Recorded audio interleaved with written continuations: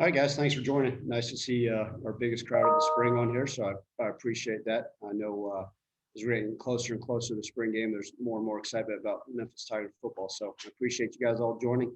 Continue to invite your friends because I think it's great for the players, and the more great coverage we can get on our Tigers, the better. Finished up practice 11 today. Started off about half the practice outside, and then just being smart with the storms coming into town, we went in the indoor. But the one thing I liked today was that the guys competed, and that's a word I've been using most of the spring. But I felt like today we did some short yards, we did some goal line, we did some third down situational stuff, red zone, and I think the guys had the right mindset and the right approach. It was great to see. They flew around with a lot of energy.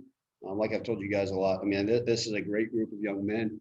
I like the passion they're bringing day in and day out, and I'm seeing improvement at every position. Are we where we want to be? Heck no. But the nice thing is we're heading the right direction, and it's pleasing to see on another day. Steven, go ahead. Hey, Ryan, how's it going? Good, Steven. How are you? Hey, I'm doing all right.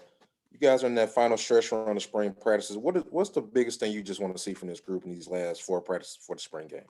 Yeah, we had talked, when we asked earlier, right, a couple of weeks ago, what are the things we wanted to see? I talked about competition and understanding the installs. Well, the majority, I mean, everything should be about install, right? From an offense, defense, and special teams. So now it's, what are we doing? Who's playing fast? Who's playing physical? Who's getting lined up?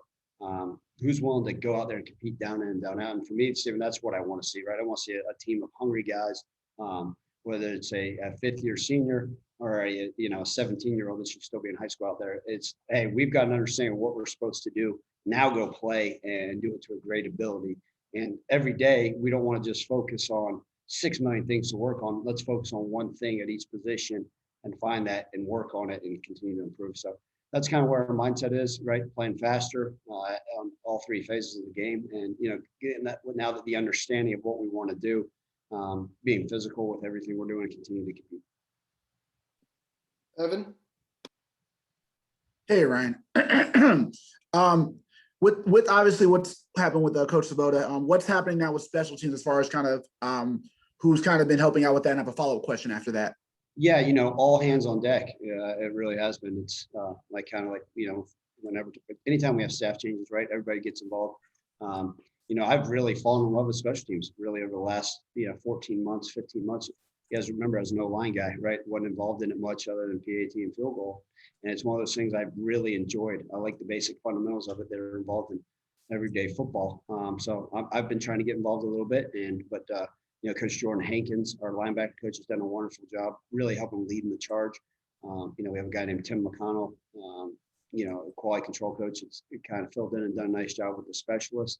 But every single one of us, right? I mean, all the coaches, we know that we're in there locked and loaded, and the players have done great. They haven't skipped a beat. They've kept a positive mindset, and I don't mind addressing that with them. We talk about it. Say, hey, look, in this profession, we've seen it. You guys have seen it since I was there, right? I was the only coach that lasted all 4 years with Mike Norvell. And I think our kids understand that it's going to be a changing door, but as long as I'm here and the culture stays the same, they understand what they're getting day in and day out. And so I think they appreciate that. And I commend them, our players, for, doing everything without skipping a beat as well.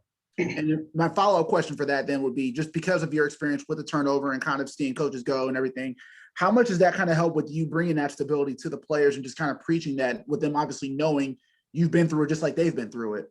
Look, there's the ebbs and flows and ups and downs of college football, not only during the season, but as you guys will know, in the offseason. And there has to be some type of steady Eddie force and a mindset and an approach every single day. I can't get too high and I can't get too low.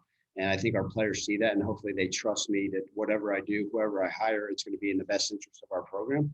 And I think our kids believe that. And, no matter who we bring in, they know that it's going to be somebody that believes in the way we do things, that all-in approach, and then at the structure of our program. And so that's the great thing is, I give credit to our student athletes, right? These football players, 102 of them have looked at me as the leader of this program and said, Coach, whatever happens, as long as you don't change who you are and the way we're doing things, which is great. They're going to allow me to continue to hold them accountable, and whoever we bring in to coach special teams or any positions for that matter. Look, it's a day and age of college football. There's turnover.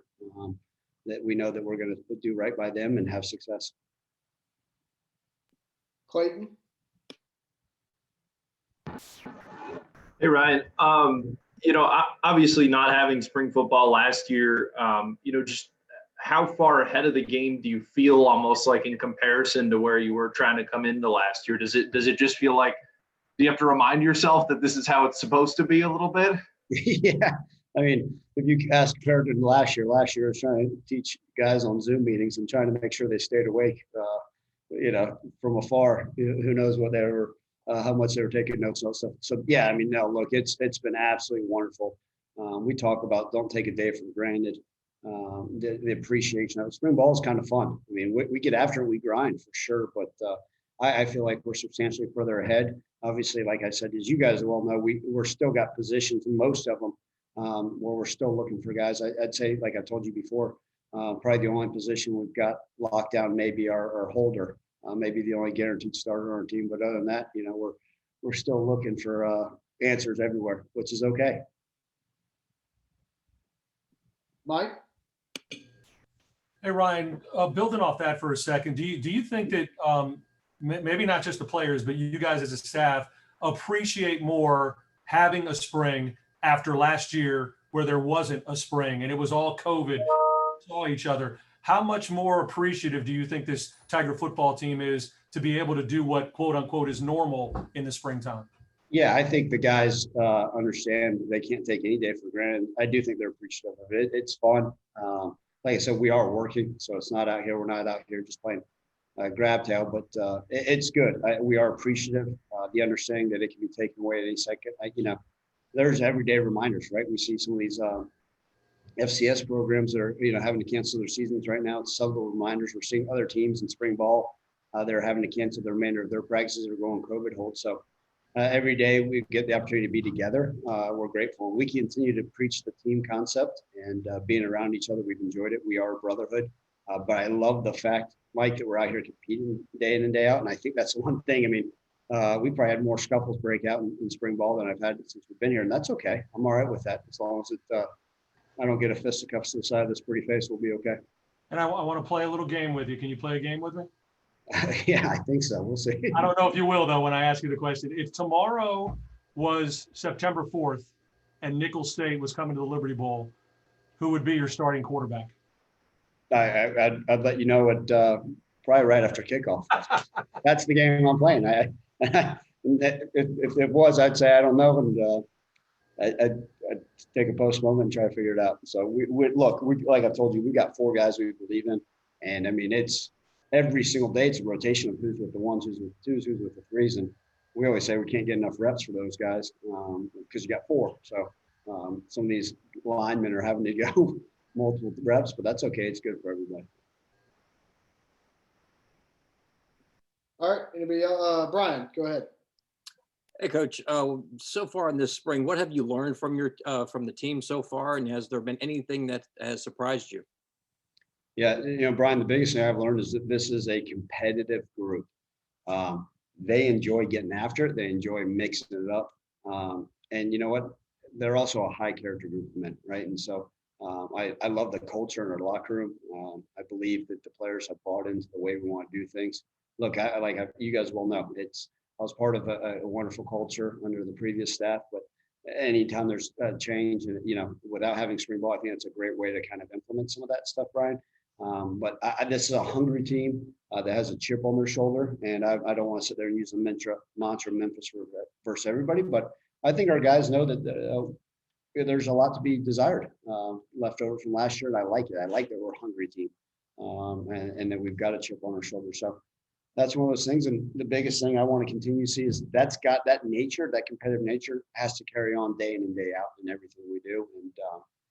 And, almost to piggyback off of Mike's question is, hey, we've got to every single day appreciate it and go out, and we got to maximize every single day. And we're so fortunate to be out there. And that's one of those things is our guys are literally pushing themselves and working as hard as they ever have in the spring practices.